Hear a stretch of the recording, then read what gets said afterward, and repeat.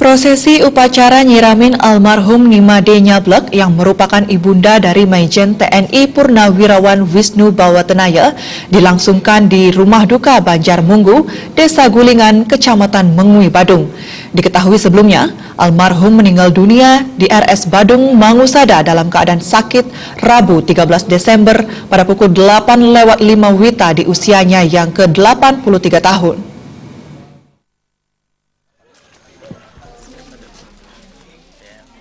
Sebelum prosesi upacara nyiramin, tampak beberapa tokoh penting menghadiri rumah duka ikut berbela sungkawa atas kepergian Ibunda Maijen TNI Purnawirawan Wisnu Bawatenaya yang pernah menjabat sebagai Pangdam 9 Udayana ini.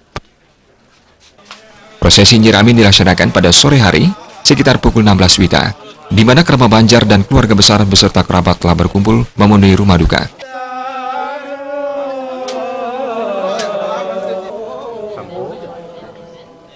Upacara nyiramin merupakan bagian dari rangkaian sebelum melaksanakan upacara pengabenan.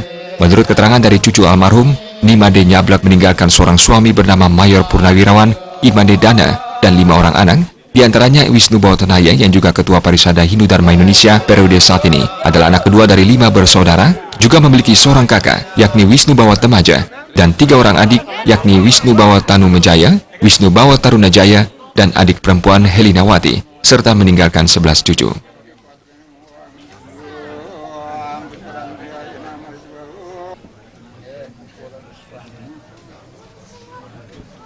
Lanjut.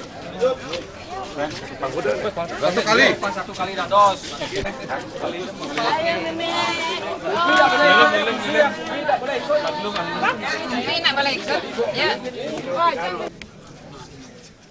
Setelah prosesi nyiramin, almarhum tetap disemayamkan di rumah duka yang selanjutnya akan dilakukan upacara ngaskar pada tanggal 18 Desember dan upacara ngaben dilangsungkan pada tanggal 19 Desember 2017. Pada saat pengabenan ini, diperkirakan menuju setre dalam Gede Gulingan pada pukul 8 WITA.